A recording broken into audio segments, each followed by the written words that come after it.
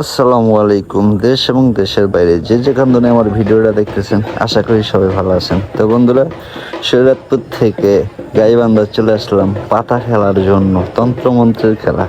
তো আসলে এই খেলাটা খুব গ্রাম অঞ্চলের ঐতিহ্যবাহী একটা খেলা। তো এই খেলাটা আজকে আমার শিষ্য, আমি এবং আমার এক ভাই, তিনজনে খেলবো। দোয়া করবেন আমরা যেন ফার্স্ট প্রাইজ নিতে পারি।